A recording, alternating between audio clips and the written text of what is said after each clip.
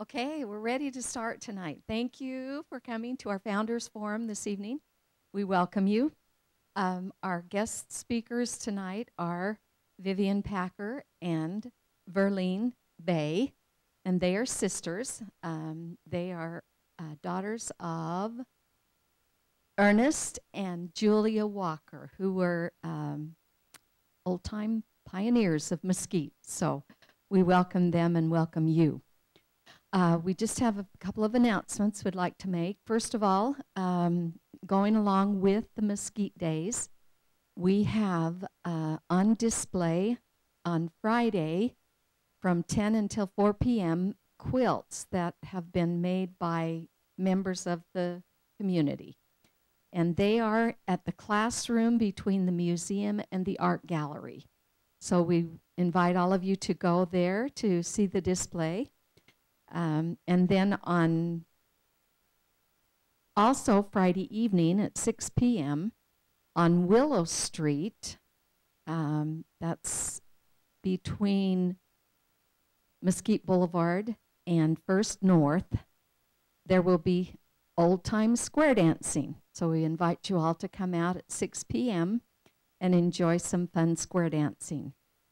On Saturday, May 7th, also at 6 p.m. and on Willow Street, we will have some Dutch oven demonstrations. And that will also included in that will be our walking tours of the historic sites. Those will start at 6 p.m. So we invite you to celebrate with us our Mesquite Days, and we also invite you now to enjoy our Founders Forum. Geraldine Zarate will be our moderator, and we will turn the time now over to Geraldine. Thank you. Thank you, Gwen. I'd like to welcome you to our Founders Forum. I'm Geraldine Zarate, Geraldine White Zarate, and I'm president of the New Virgin Valley Historical Society, and we are so pleased to have the Walker girls here. I grew up always thinking that Vivian and Verlene were twins. I don't know, they just always seemed so neat and adult, and they had a lot of adult responsibilities in their family. Okay, Vivian, tell me about your family. Tell me about how many siblings you had, who your siblings were. We know your parents were Ernest and Julia Reber Walker. So, who were your siblings? I think we need to, yeah. Go on. Okay. Yep. Who was the oldest in your family? Brady. Brady. Okay. So there were 4 boys and 2 girls. Three girls, actually, because our sister that was just older when she was 2, she drowned. And that was a difficult time for family. The brother just older than her they were pals, and just 2 years difference in their age, and so that was a hard time. But where did she drown? In an irrigation ditch. Mom was out doctoring red ant beds, and family were around doing other things on the farm, and she had seen her brothers and others climb over the fence where the ditch had water in it running down, and they would get buckets of water and bring over to water the chickens. And she got the little bucket and climbed over, and nobody had noticed until she reached down to get the water, and then it just swept her down. And so it was in that grapevine ditch. That area there. That. How old were you when that happened? I wasn't born. You weren't born. So she was, okay, so you had Brady, and then? Brady, Brent, then Brady T, and and then Hazel was her name. What's her name? And then she had Van, who was Down syndrome. And she had lost a baby girl between him and me. And so there's 5 years difference between Van and me. And then Verlene was born a year and a half later. Okay. Okay. Now, let's go back in your family. Now, I know your mother was from here. She was a Reber. But what about your dad? Where did the Walkers He come was from Cedar City. And his parents had bought property in Mesquite. And so he and one of his brothers came down, and lived there for a while, and that was just across the street from Grandma and Grandpa Redditor, where my mom lived. From your mom's. Mhm. Okay. So they fell in love, and What year would that have been? they got married in 1920, 1920. May of Okay. 1920. Okay. All right. So you have family. You're in Cedar City, but We did, and but what I like about Dad is he would take us up there every summer, and we could stay a couple of weeks with our smart place to go for the aunts and summer. uncles. But see, he was like 2 years older than my mom's mom and grandma, so they were older. We really didn't know our grandparents on the Walker side, but we knew our aunts and uncles that were still alive there. Your dad was considerably older than your mother, About 23 years or so. and you always lived here though, didn't you? I know when you settled. I was born in St. George. The others were all born at home. Yeah. And I'm sure, I've thought about that. The reason my mom got a doctor when she was expecting me and went to St. George, and that's the reason I was born up there in the hospital, was because she had lost a little girl to drowning. And then she had Van, who has Down syndrome, and then she had lost another baby girl. And so she didn't want to take any chances, and so decided to go to a doctor. But then Verlene was born at home, so. Yeah. So she.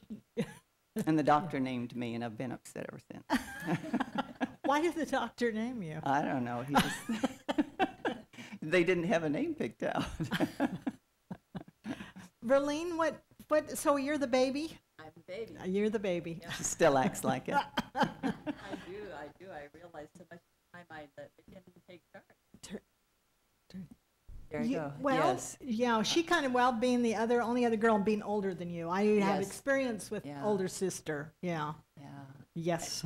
Yeah, and you kind of just play that part. I realize here I am still playing the part. So Well, so how did family life seem to you? I mean, you were living down there across the street from your grandparents, and your grandmother especially. She was there alone. So. Yeah, I was probably a year and a half when Grandpa died. The only memory I have of him was he was sitting in front of the wood stove in the kitchen, and he had a tub of water that he had his feet soaking in. That's my only memory of him. I don't ever remember talking to him or him saying anything. I just remember standing there looking at that. Well, I know that your cousin Sam River, has told about the kids always taking turns to go stay with Grandma, and so at night. And so I know that you would have taken your turns too. What was that like, staying with Grandma? You really want to know? Oh, yes.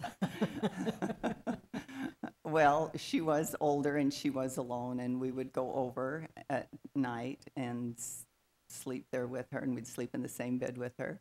We always wanted to get to sleep first because she snored so loud. Did you help with chores? Help her We kind of did. around the house? We did a lot of that. Yeah, gathered eggs, brought in wood, swept floors. I remember washing dishes for her. Mom would send us over during the daytime to do some of those kind of things. Verlene, did you ever have to take turns like that? yes, and I remember before we would go to bed in the wintertime, they had a fireplace, and so we would take a brick and heat it on the hearth, and then we'd wrap it in flannel and take it into the cold bedroom so that we could put it by our feet and be warm as we went to bed at night. I remember that. I remember helping Uncle Ira a lot. In fact, I felt like, why doesn't somebody else get a turn, you know? He lived right next door. Well, Didn't he he? lived with Grandma. He lived Oh, with Grandma did he? for Oh, many okay. years, yes, and he Oh, was okay. crippled. Yeah. He yeah. had crutches, and I remember him cleaning the ditch, and he'd have to sit on the ditch bank, and with a shovel, because he had strong arms, of course, and he would dig the ditch, and I would be there to do whatever task he wanted me to do. I remember nails that had been pulled out of old wood, and you didn't throw them away. And so I learned how to hammer them back so that they were straight, and those kinds of things, or I would run and get him some water and things like that. And as looking back, I thought all those little things I learned from Uncle Ira, you know, that were just handy little things. Well, he that probably as you had go. time for you too, and I remember he was such a nice Yes. person. I mean, just really. I remember the haircuts he used to Yes. give us all, and And I watched him do haircuts. And my dad was a barber. He had a shop that he worked at in Cedar City, but he would cut people's hair when we were little. And I remember we had a little stool, and my brother Van, I had him sit there, put a towel around his shoulders, and I cut his hair. We had long braids, blonde hair, and I remember cutting up the center of one of those. Oh. I don't remember what my hair looked like, but that's where I got my start. Did your dad farm? Mm-hmm. He did. See, I remember what your dad doing was prospecting. Yeah, went to the always mountain out a in the lot. hills. And my grandpa was with him a lot. So what was he after? What was he looking for?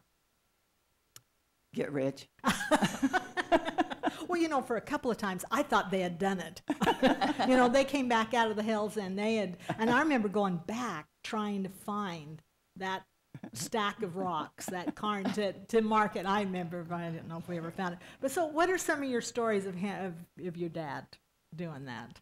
Well, I know that Dad has walked back from the mountain when his car would not work, and he'd walk back. Nobody could keep up with him either. I mean, he was much tall. older. He was very tall, and he had long strides. Right. Yeah, I remember. And the younger people just couldn't keep up with him when he would hike to the mountain. We used to go up on occasion and stay overnight. There was a corral up there, and we would go and take a tent and sleep there and have Dutch oven, supper, and that was just lots of fun. I remember doing things like that. There was a period of time when he and Roy Condy, and I don't know who built the mill up on the hill, but they did do some mining of the ore. And so I think they made a little bit of money that way. But Dad, he was enough older. He was in his 60s when we were born. And so he always had a pension, I think $50 a month. And that. Oh, and I remember when I got a raise, $5, so it's $55. Oh, I remember uranium in there somewhere. Was Yes. it like during the 50s that was kind of a big That was one of the, yes, that big was thing one to of the go things, yeah. after. And he had what they called a blue light, and he would hold it over the rock, and it would light up different colors depending on what kind of metal was there. And of course, he would always bring samples of rock home, and we would take those and line them up side by side and build our playhouse, the outline of the rooms for our playhouse. And they were big houses, at least in a child's eyes they were, but it was fun. We always, you built your own playhouse, and then you played for a while. You cut your own paper dolls out, and then you played for a while, and then put them in magazines to hold them. Yeah, we found our own entertainment. Yeah, Yes, but that's always. And so he had a Geiger counter, right? Yes, And he had yes. some, yes, because I remember, Yeah. I remember And seeing anytime visitors would come in the evening, he'd bring those That rocks was out and entertainment, bring that yeah. out and turn the So- lights off and show everybody. it. Speaking of that, uranium, do you remember the atomic tests? Mm-hmm. Do Now, remember. you were living right there, or you could have had Well, I can remember it in high school when we would go out to see one and that watch was. in the mornings. Yeah. Mhm. I remember one time going up to a dance festival up in Salt Lake, and what we wore, it was the atomic bomb blast going off to represent Nevada, Mesquite. What a thing to take to a dance festival, but we were proud of Yeah, that. that was our claim to fame. Didn't know any better. So, what did you farm? I mean, I really do not remember your farm. Well, it wasn't a big farmer, but we lived off the land. Had Big big gardens. gardens and, Yeah. Because I remember Alfalfa. Yeah. and then we tromped the hay when and our that brothers was were. down Mesquite Boulevard now, close to Great Thistle, right? Where the post office is now, down there, where your grandparents lived, where your grandma lived. The credit union down there. Oh, that far down. That's where Grandma. Closer to Grapevine. Grandma That's right. lived That's there. right, We because- lived across the street. So you lived across now Mesquite Boulevard, and then you moved though, because I can remember the family. But what year was that? Do you remember when you moved uptown? Oh, the end of '54. You Yeah. graduated from high school about then, was it? I did was a in 54. junior, and we moved Junior. into the Okay. Rowley, Mr. Rowley's Yeah, the house, Rowley's the white house. one that's over there. And it's still Yeah, there. yeah. It's up on Yucca Yeah. Street. And so you lived in the house down on the boulevard was it a fairly modern house? Did you have Oh. We had 3 whole rooms. really? Really? Bedroom, a fact, kitchen, and a living Verlene room. has a story about that house. I can remember going over to Grandma's and looking back at that house, and I felt so sad for that house because nobody liked it. The windows looked so long and sad, you know. But Verlene wrote a story about it if you want to hear it. Yeah, let's hear it. I had taken a class some years ago, and that's kind of what we did. And so this is interesting. You might, I don't know whether you could relate or have memories of your own like this. The rooms were large enough, but there were only three: the kitchen, the living room, and the bedroom. This was home, this house that sheltered a family of 8. In the beginning, it had been only 2 rooms. The kitchen had been added later. That addition served not only as the kitchen, but also a place to have our Saturday night bath. Between the wood-burning cook stove and the massive 3-tiered cupboard that rose to the ceiling, there was just enough room to fit the metal tub, which, except for Saturday nights, hung outside. At one end of the room stood the washstand with a small basin for washing up. A gray wooden framed mirror, which had once served my father in his barber shop, clung to the wall above. Protruding through the back wall was our only access to running water, a pipe with a faucet attached. Beneath this was a cabinet on which rested a bucket to catch any drips. Nearby was a sturdy round table where we ate our meals, and it often served as my pillow when I would fall asleep at supper time, only to have Dad carry me off to bed. This was the room from which aromatic smells of baking bread, coupled with apricot preserves simmering on the stove in summer, enriched my childhood. This was safe. This was shelter. This was home. Worn-out linoleum was frequently replaced with a brand new one. The wonderful smell and slippery feel of newness brought with it an intense excitement. It was at one of these times before we knew of sunken living rooms, we discovered that by angling a mirror to catch the ceiling reflection, we could enjoy the sensation of stepping across the threshold down into the living room, down into another room full of furniture, a soft sofa and hardback chairs. Braided rugs clutched a hardwood floor, while smooth pressed doilies embraced tufted armchairs. A mirrored buffet safely displayed a few treasured heirlooms. Weekly radio episodes of Dr. Christian brought entertainment into the living room. Along with this, we would wind up the phonograph and listen to the stirring music that lay hidden in the grooves of half-inch thick records.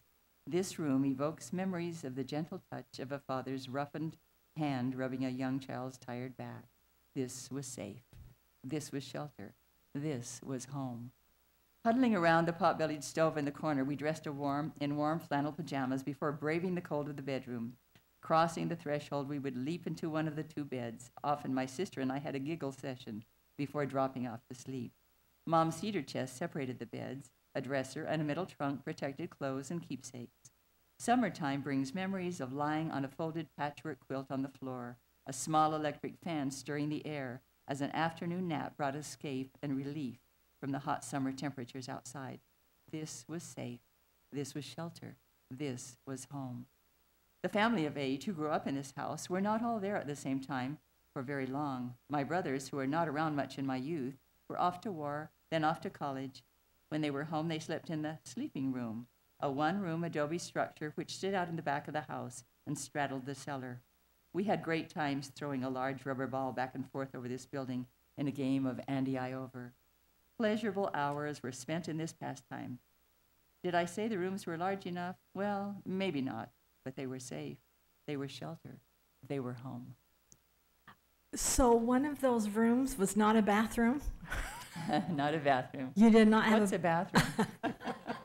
So you did not have a bathroom in the house, and you moved out of that house. That was wonderful, Verlene. Thank you so much for sharing that. I'm so glad that people who have memories of their youth are writing that.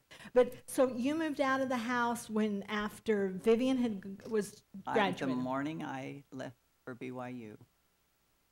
Oh They boy, moved Vivian's gone. We're going to move into a that. new house. They moved into that house. We had gone up and painted our room. You know, I think our walls were lavender and we had a yellow bedspread. You got to pick it. And so that house, the new house that you didn't really get to live in, had a bathroom. Mm-hmm. So that was the first. Wow. So there were 8 children down in that house without a bathroom. Well, that was Mom and Dad. What Dad year? included, yeah. What year did you graduate from 54. Okay. So that is fairly late for Mesquite to, but very typical, very typical. Okay, your brothers you mentioned, away. Tell me about your brothers. What were their names again? Well, Brady, our oldest, the memory I have of him at being home, because when he graduated, it was in 39, I was only 3 years old, almost 3.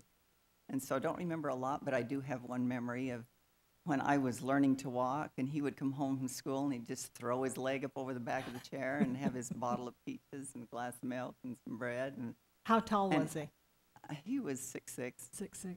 But I can remember wanting some of that. I wanted a bite of that fruit, and he would make me walk to him.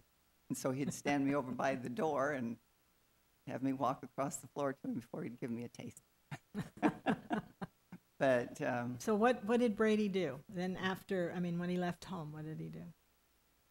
Well, he what I'm leading up to is played basketball. In high school, he played basketball. And in fact, he played every sport.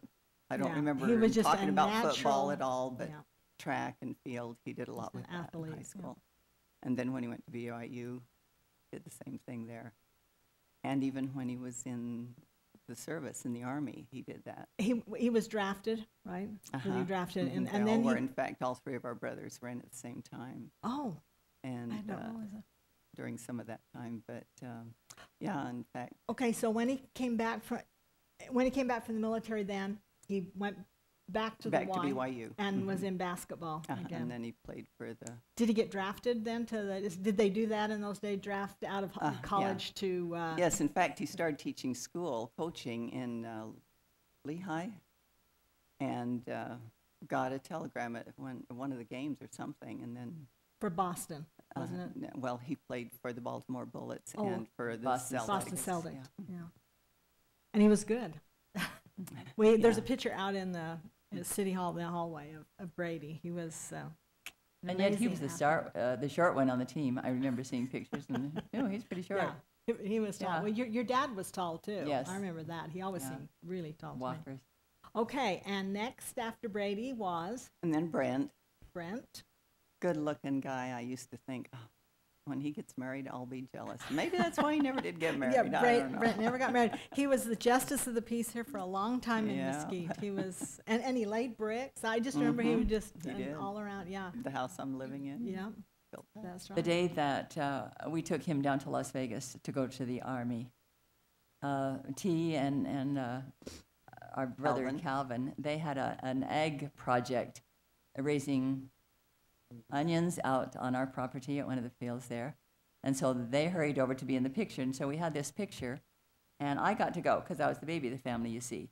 And so we have a picture that we're all there. And when Vivian's husband saw that, she thought, oh, what did he say? He thought we were hillbillies.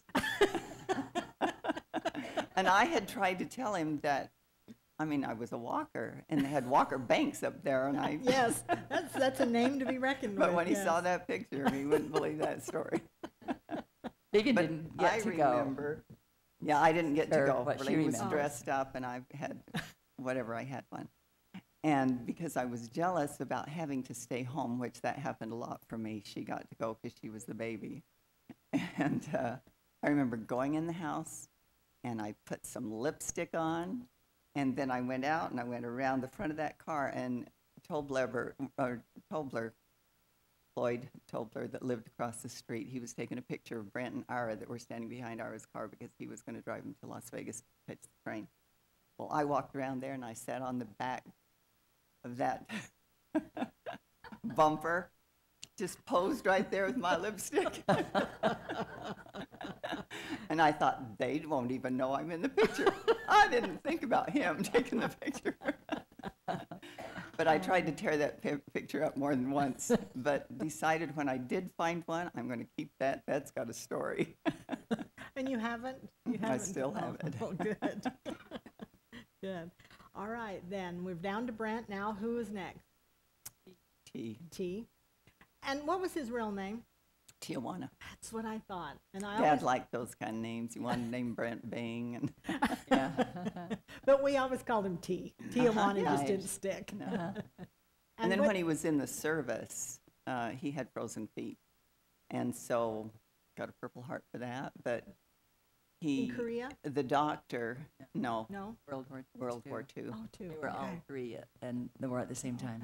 Okay. But when the doctor checked him and looked at his name tags or dog tags, he thought it said Lee, and so he changed his name to Lee. That's why then there's that. Yeah. And I have a memory of Lee. He and his wife came back with the kids and worked for a while before Senator Cannon, right, hired him as an aide in Washington, D.C. And we went back and had the most wonderful time with him showing us around Washington, D.C. And I'm sure it was the senator probably said, well, go show these poor Nevada people that have never been here. But, I mean, we got to go to the Supreme Court and watch it in, you know, sitting, and we got to go. I mean, Lee just took us everywhere, and it was one of the neatest memories I have of growing up was that trip when Lee just treated us like, and he drove us around, and he was just a wonderful person. I just really liked Yeah, I felt liked really Lee. close to him, and I often wondered how come I had such a Really? special I feeling just- to him. Really. And he said it's because I carried you around on my hip all the time when you were a baby. And that could be because he had lost his best friend when Hazel was drowned. And that was a sad, hard time That- for him. And you so when might I have came replaced that, along, uh-huh. yeah, and they called me Replaced sis him. because I was their sister. They called me Lade for lady.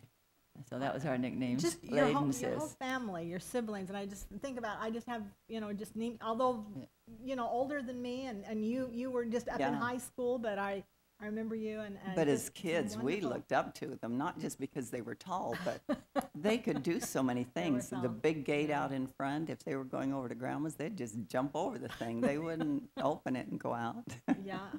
They used to toss us up in the air and catch us and twirl us around, and that was such fun. And then when Van came along, was that a real blow to your family with Down syndrome? I mean, then it was kind of. They really didn't know a lot about that. Yeah, Someone didn't. from the county in Las Vegas had come up and wanted Mom and Dad to put him in a special home down there or a Yeah, hospital. which is what they did.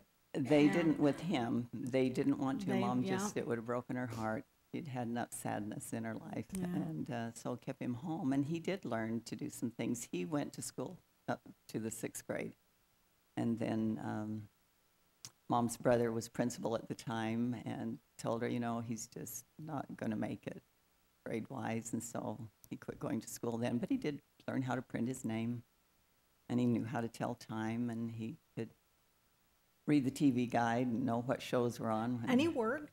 And yeah, he did. And he worked was at neat school. in his appearance. He was clean. I Uh-huh. remember him sweeping floors over at the school, school. just across Up the in Yes. the street. janitor. Yes. Uh-huh. Very But when the, you know, back then we used to get mail twice a day. It would come from St. George. There was a mail truck and stop and leave In the mail afternoon, and then go on to uh-huh. Vegas and come back and stop again. And he had had surgery and wanted someone to help, and so they had suggested Van could help him lift those mail bags. So he had that job. He would check his time and go up when it was time to be there to help unload those, and they paid him a little, and so that was fun for him. But he got after me not being able to sweep the floor right because I took too big of swipes, and he was trying to tell me that makes the dust go all around. No, he was there at the school when we were going. He Yeah, loved it to was- dance Yeah. and would go to the dances and dance with I all the remember girls. that. He also liked cowboys, and so he always had his 6-shooters, you know. Went into the freezer one day and stick them up. The freezer. And when he'd play with the Hughes boys over there in the wash after they'd moved uptown, the tamarack trees along the wash, he would play with them. And of course, when he'd shoot them, they had to pretend they were dead, but he never, when they shot him, he'd never died. And he lived to be 67, was it? 68, I so he remember lived a long those, time. Yeah, which is a lot longer than Yeah. they predicted. And He lived with Brady quite a bit up in Utah, In and they had Utah. a daughter that was so good to him. She had taken him over to the mental facility up there. And, well, what do you think, Van? Do you think you'd like to come here and live? And he says, no, these people are crazy. But they treated him so well, and Ollie was always so good to him. And He did take turns living with us at different times. When we lived in Montana and California and Oklahoma, he was with us some of the time. And when he was living here in Mesquite with Brant, he got quite sick, and that was when the doctor said let's put him in the care center here in St. George. And so that's where he passed away. On Father's Day in 99. I remember. Growing up here in Mesquite, you were surrounded by family. You had lots of cousins, lots of aunts and uncles. And what are your memories of school? You had to go over to Bunkerville. Did you catch the bus? Right out in front of our house. We caught the bus right up to school because the elementary school was here in Mesquite, and then high school And then you went over to... in 7th grade. How big was your graduating class? Mine? Vivian, There were 14 of us. And Verlene, do you remember? There were 18 in mine, and one of them was Rose Levitt, and the twins, Janice and Joyce, were in my room, and she graduated with us that year. Huh. Yeah. That's, yeah. So what was, I mean, you both had left here by the time we got television. So what did you do for entertainment? Well, actually, we had television in our White House. Oh, Yeah. so you were, Yeah. okay, the last one. I forget, you're the baby. Yeah, Yes, that's so right. you may. But you would have been older, yeah. Yeah. So what did you go down to the L Word and see movies? Yes, we loved that. And the movies were only, for 2 days, and then there was a new one? Friday and Saturday, yeah. Yeah. Oh, we went to the Roy Rogers shows. I remember being in, 6th grade or what, and I was really sick and couldn't go to school. And Roy Rogers show was on that night, and I thought, I will die if I don't get to see that. So I really pretended that I was better, and it was hard because I didn't feel better. But Mom wouldn't let me go. I was sure I'd die. And I lived through it. And it really didn't matter whether I saw Roy Rogers show after that or not. And they always had a serial, too, weekly, so you had to keep going back to see what would happen next. Like Nyoka the Jungle Girl and Tarzan, and you'd have to go back to see the continued story. I remember sitting there watching, and I thought people were really riding horses behind the screen. That's what I thought the movies were, real stuff, with a screen in between them and us. Did you go to elementary school here in Mesquite in the old building up here? And went to church in the same building? Well, yeah. And Building this now. Yeah. First grade and 2nd grade was in the old gym. In the that's still gym. there. Yeah. And we had... And there was one class of each grade. Yeah, kindergarten. And did you go, was that before? There was no kindergarten There wasn't when any we went. kindergarten then. Yeah, that's right, that came later. So tell me about riding the bus to school, because I think it was my grandpa's bus, and then it would have been with... Occasionally, we would, when we were in elementary school, we would ride all the way to Bunkerville and back. And that was exciting, but they were big seniors, So and that you'd was get on kinda the bus as scary it was going south to and take then us stay home. on. Yeah.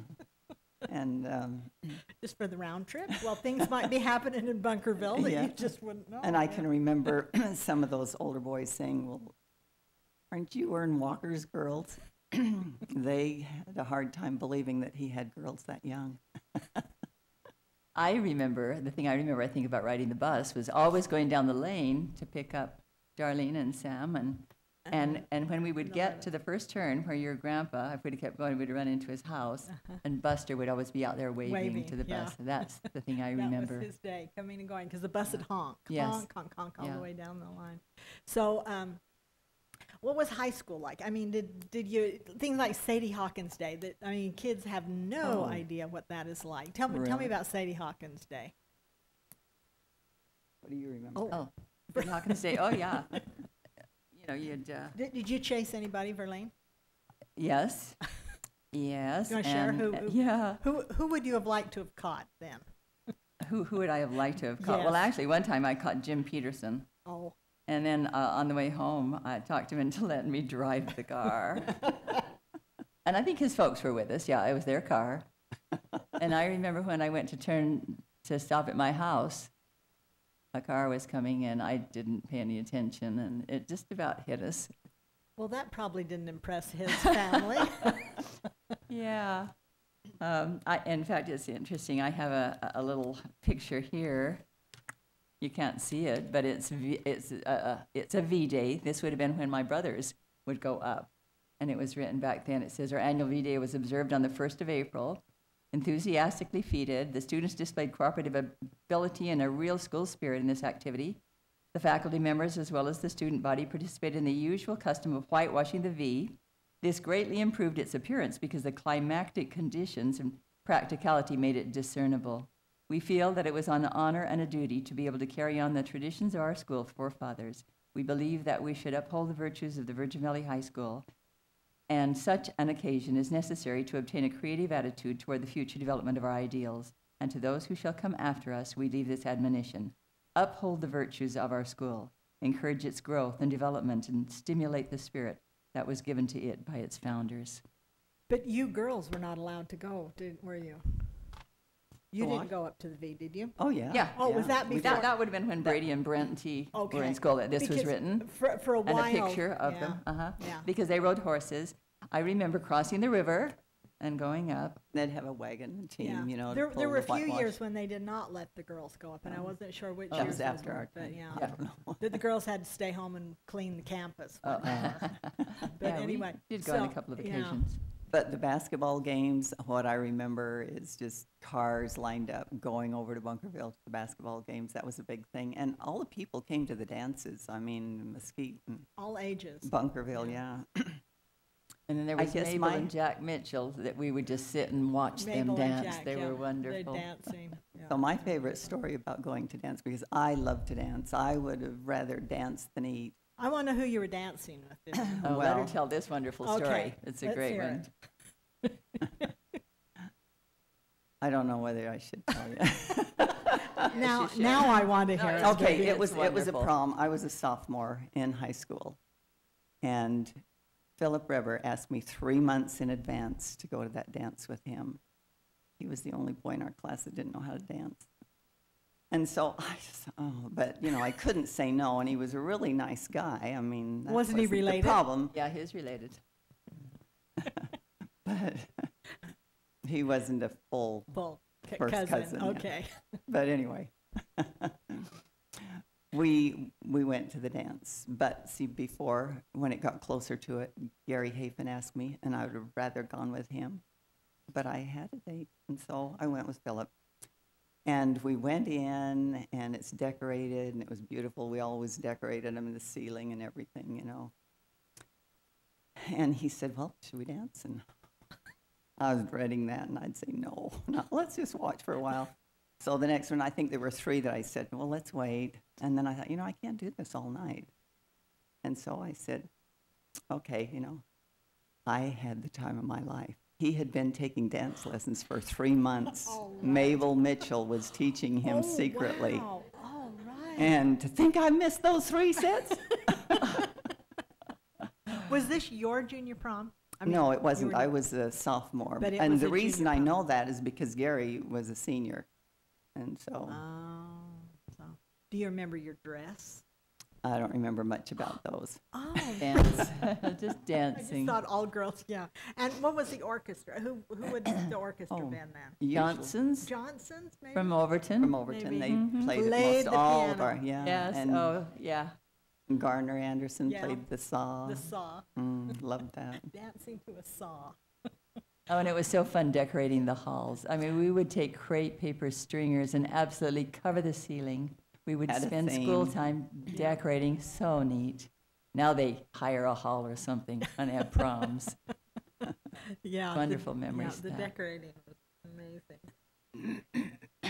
Do you remember your graduation, Verlene? Do I remember my graduation? Yeah, I can. In fact, I think it was my 8th grade graduation, actually, that I wrote a kind of a little poem. But you were and- over at and read Bunkerville, though, it. right? Uh-huh, we Eighth were grade over was at there. Bunkerville. Yeah. Right. Yeah, so, you know, I just kind of remember new dresses and glass slippers. What year would yeah. that? Would that I have been? graduated in 56. That's from high school, though, Yeah. right? So. But the 8th grade graduation, we had 8th grade graduation, didn't we, Darlene? We and did. yeah, and I remember writing something, and then we ran it off on construction paper, you know, on those things here. Oh yeah, and- the mimeograph that you could barely read yes, later. Yeah, yes. and I think Oh, I've wow. got that at home. Really? I'm sure I do. And you can yeah. still read it? Yep. Hard enough reading that. Okay, so then after high school, you graduate from high school. What did you do, Vivian? Where did you go? I went to BYU. Well, first, during the summer, Gladys Hughes was up going to beauty school at Correll's in Salt Lake. And so I went up there, and we lived together with some other girls. What was that like after Mesquite and Well, going you to know, school? when I graduated, I remember I was going to graduate, and I thought, this is a scary time. I mean, you have something that you do every day, and then now I will be on my own, and what will I do? And of course, the thing that was helpful for me is I've got the church wherever I go. So when I went to BYU, you know, that was an interesting experience because we were naive, and Dolores Adams and I were roommates. And we were going up for the freshman dance that they would have that week before school really got started. And it was an outside in the parking lot, you know, dance. And we were about 3 blocks from campus and then walk up the hill. And a couple of guys drove up in their car and asked us if we were going to that dance. And we said yes. And so we got in. They were going to take us there, and they never did. We drove. They took us up the canyon. They drove all around. And she was scared, and it made me mad because you're letting them know you're scared. I knew my way around a little bit because in the summertime, sometimes we'd go up and stay with Brady and his wife. And so I kind of knew Provo was smaller then than it is now. But anyway, they finally took us home, but we missed the dance. And I didn't want them to drop us off at our apartment because I didn't want them to know where we lived. So I just had to take charge again because I had to grow up young. And Well, you had kind of grown up anyway. Can we kind of touch on your kind of being put in a position of responsibility at your house? I know you girls, both of you, but especially you, Vivian, kind of were needed to kind of step up and take care of things at home. when I was 10 years old, I was in 5th grade. What And happened? before I tell you that story, that's when I learned to drive. Yep. He took me out on the main highway because it ran right through Mesquite.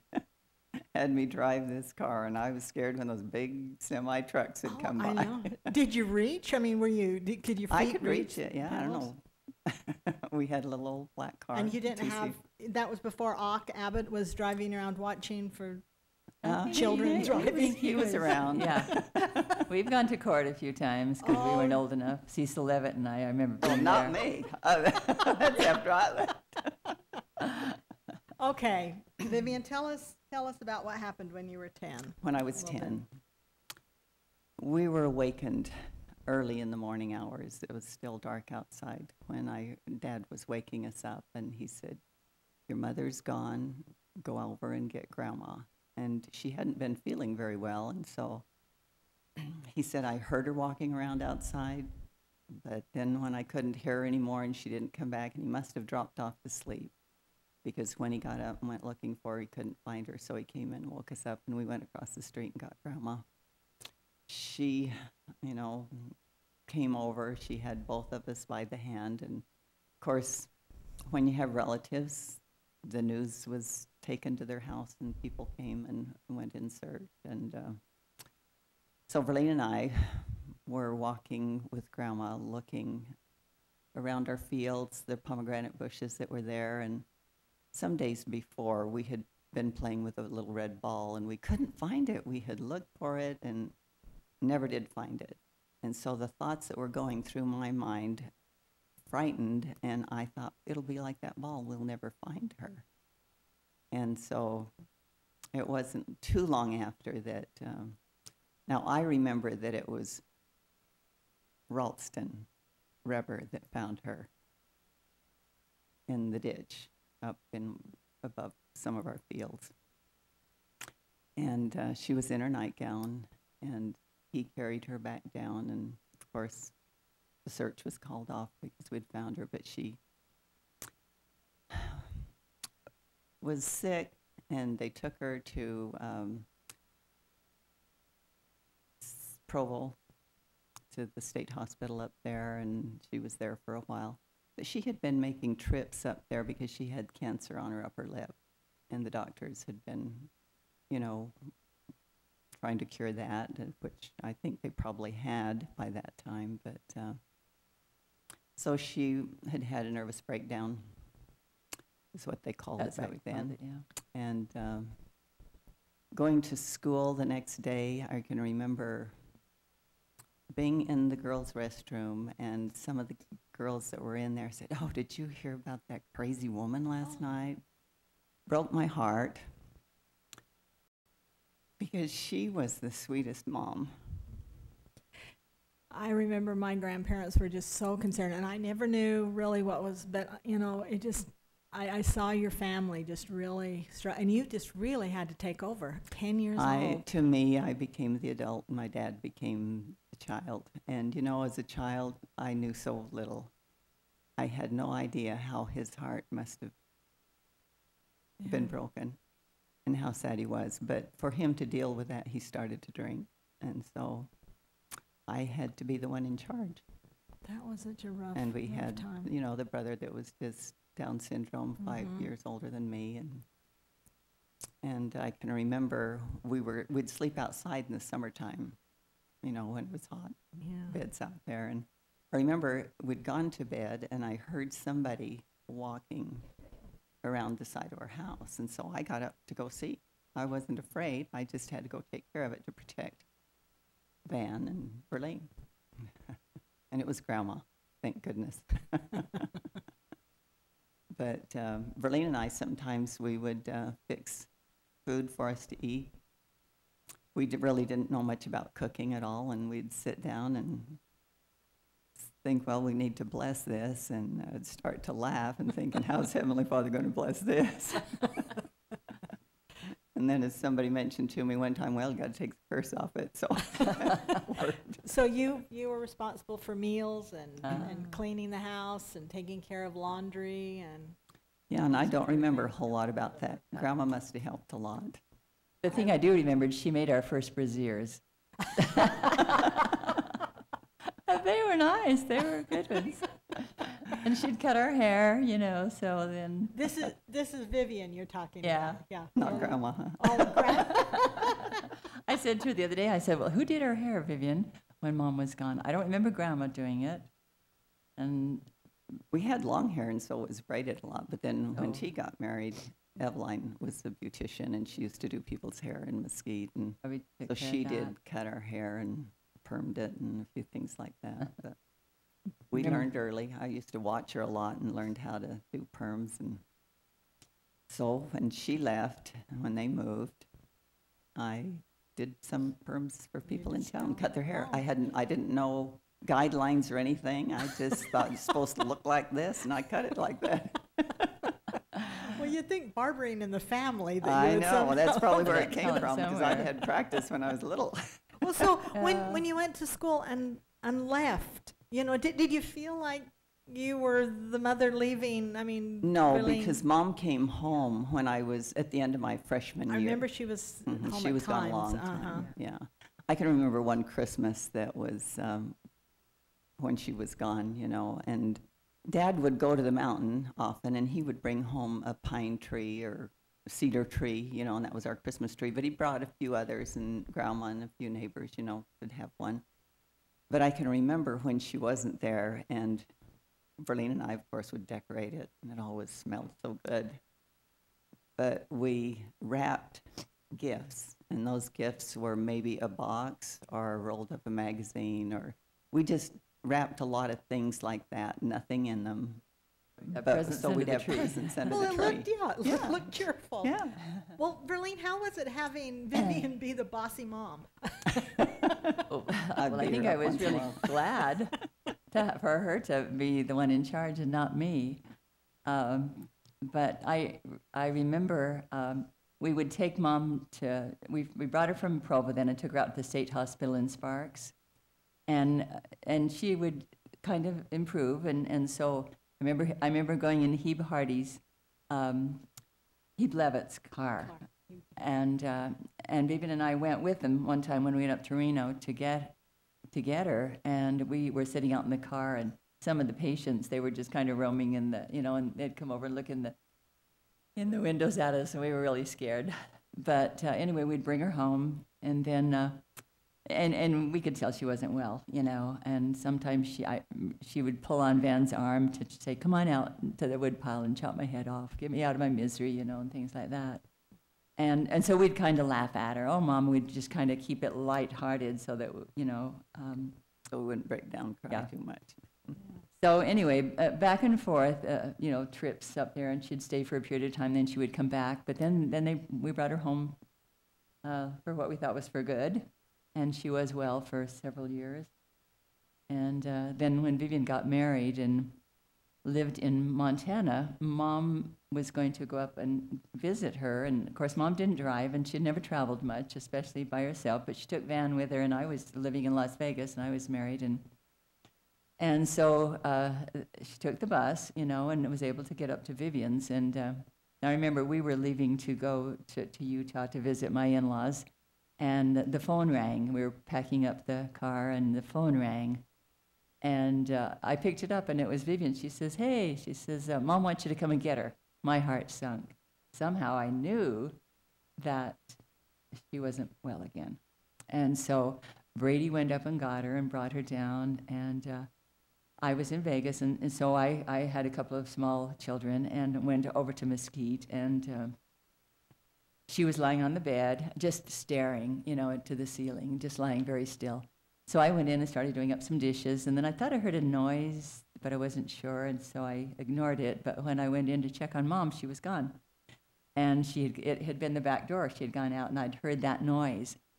And, of course, once again, you always call Uncle Ralston. That's the first person that you go to. But he wasn't there, so I called J.L. Buller down at his store, and he came up, and they began searching for her. I mean, it was just, back to the same kind of a thing we had experienced early in life. And they found her up just in the foothills up above our house there, lying in the shade of a little hill. And they brought her back to the house, and they went down, got to Mrs. Howe, the nurse, and brought her up. And she gave her a shot, and it knocked her out for about 6 hours. And when she awakened, she came out, and she was okay, and you always had those little glimmers of hope. But we did end up then having to take her back to Sparks, and then Lee was in the state senate, and so he would check on her and keep tabs. And Vivian and I, at one time, we went with Uncle Ira and Aunt Caroline, and we went up to visit her. And anyway, then, so T made arrangements to have her brought to a facility in Las Vegas. And while there, she would sort of be in one, and then they wouldn't keep her. She was mean, she would kick, and that wasn't Mom. She was such a gentle person, so they'd take her to another facility, and there must have been 3 or 4 that they would just keep transferring her. And I would take her out to Henderson, to Rose de Lima. They had a mental ward out there. And I would take her out for shock treatments, the electric shock treatments that they used to administer at that time. Bring her home to my house, and then she'd want me to take her out to the highway to get her started so she could get back home, put her hitchhike home. And so then finally, we ended up taking her to the facility there in Las Vegas, and it was a nice place. That they were dressed. I mean, some of the places down there that she would be, they would just be dressed in jeans and regular clothes, and you couldn't hardly tell the patients, from the help. But when they put her in this place, they were dressed in their uniform, and they would hug her, and oh, Julian. And on occasion, we'd have to take her out to the hospital for a reason, and then when we would come back, because she was a state patient, they wouldn't always have a bed ready or, that sort of thing. But anyway, they would take her back. And so we as a family went out. Brady and them had to come down, and Brent and T and them. And so as a family, we went over and visited with her. And then everybody, went back to their homes. And we decided that we would have a fast. And shortly after that, she got sick and had to go to the hospital. And I remember going out and wishing that she would pass away, because it would have been a sweet experience. We were both standing there by her one day and on each side of her and holding her hand, hoping that while we were there with her, that she could go.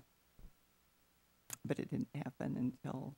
Then Eveline and I had gone out one day, and Dr. Romeo, he was a well-known doctor in Las Vegas, and so I said to him, I said, I mean, they had her hooked up to an IV, and I said, is that all that's keeping her alive? And he says, yeah, it is. And I says, could we just have her taken off? And he says, if it were my mother, that's what I would do. So we did. They pulled the plug or whatever, you know, and so about 5 o'clock the next morning, then the phone rang, and I knew exactly what it was. And it was a blessing. Thank you so much sharing that. It's something that I grew up with your family, and there was always something so special about your family. You all seemed so accomplished, and I always looked up to you. And you're, well, I we won't learned get any more, but I learned to smile and laugh on the outside while I cried on the inside. that had to be, yeah, really hard. Tell about what Dad said about when you asked him. We didn't I really appreciate you sharing that because, you know, life isn't always fair. You know, and I it's came just home really from rough. school one day in elementary school, and I got off the bus, and, you know, we always, when we got home, we'd go for Mom. And then when she wasn't there, it was Dad. And so I remember going through the house looking for Dad, and he was out and back. And I went up to him, and I said, he was sharpening a hoe and a shovel, you know, and I said, why can't we have a mother home like other families do? You see, at my young age, I just figured we were the only ones. Yeah. And he said, the Lord has placed us here on earth to test us, and this is part of our test. And I felt pure love engulf me from heaven. Yeah. And one of the beautiful things about it, too, is when her body had been prepared and was in the casket, she always wore glasses. And so a lady that was a neighbor of mine, she had some old glasses, so we put those on her. But she looked 20 years younger. And what a sweet thing that is. And How Yeah. old was she when she did pass away? 81. 81. Well, then your dad must have been getting. Dad, of course, had passed Oh, away. that's right. Mhm. Yeah, she was alone for a long time, but I thought she was catching up with him because he was 86. 86. Going on 87, just a couple of months, he'd be 87. Well, we've just kind of got deep into conversation here, and I've just enjoyed so much time. I just decided I should hang out with you more often. It's wonderful. we got a lot of talking to stories. you. You know, we are almost. So, are there any questions? Has this raised any? Are there any questions out here in the audience that anyone would like to? We just really appreciate you coming. Oh. The Well, items that your iron, family. the iron, those were the irons that we used when we would iron clothes. Set them on the Mom stove, let them would. get hot. Have a Yeah. couple of them so that You could one take could the handle heat. off and change it to a different one. The little apron there is one that Mom had made for me out of flour sack. And are these over at the museum? Uh-huh. Okay. And the so these toy, can't be seen over- that was just one we used to play with. Our Oh. brothers that's got to would be over make that. 60 years old because we'd make our own. You made your own toys. You made your own playthings. And well, Well, that's a ring from a wagon hub, you know. And then they just that's the handle of a broom. And then just a couple of lids from cans were bent and nailed on the end. And then we would just push it, and you'd have to run to keep up with it. And push it where down the did sidewalk, these around come the yard. from? Who made them for you? Our your, brothers, Your brothers. yeah. and we probably made them ourselves too. You know, easy enough to do. But yeah, it's fun. Brent, those it turned out that Brent had that. We didn't even know that he still had it. We found it so one you day. found it. So we thought, what do we do with it? Well, that's Museum. wonderful. Your family We're has glad been. that the museum And the took it. Rebbers have been very generous with the museum. Yeah, We that have some stove over wonderful- there. Yeah. Remember going over to Grandma's house and, yeah. Lots of good meals that were cooked and on now that that's stove. in the museum. Yeah, there's some Yeah. really wonderful. When I was doing my book, I relied very heavily on a lot of the Rebber family, reminiscences and recollections of life. Those wonderful photographs. Well, that's really neat.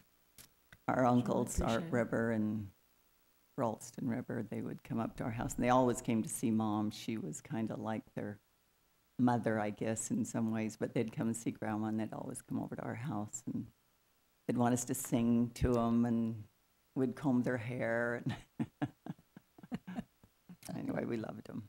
Well, good. Are there any other comments or questions for the group? I just want to thank you. Are there any other things, Verlene, you were? Could I just share a little bit of Yes. this poem? Because I Yes, think you do can that. all relate to Right. this. Vivian and I were asked to do something at a Stake Relief Society on quilts. And anyway, we wrote this up. In summertime, did you cool yourself in the shade of a cottonwood tree and never imagine that one day you'd be cooled by electricity?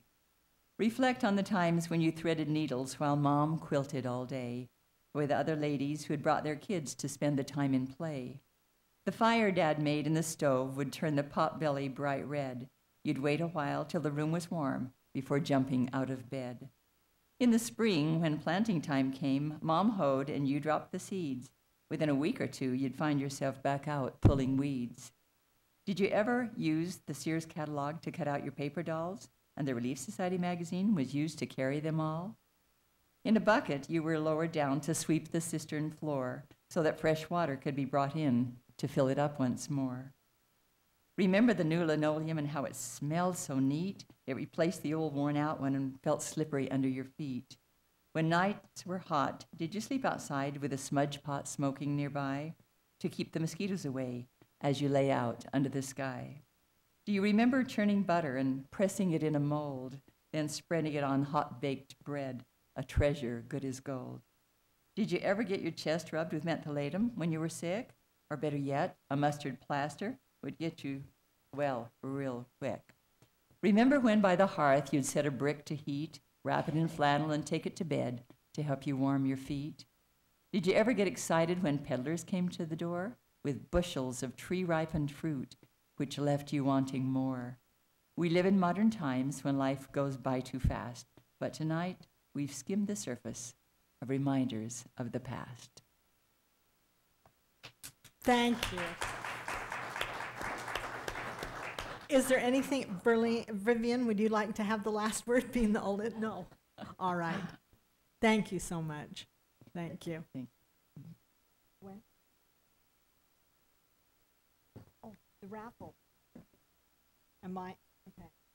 We are holding fundraisers, different things. We're having raffle of items that have been donated to us, handmade quilt, handmade Afghan, and other items that we've had at our different sales. There's tickets here that can be bought for $1 a ticket or 6 tickets for $5, and we'll have them outside, right, at the table.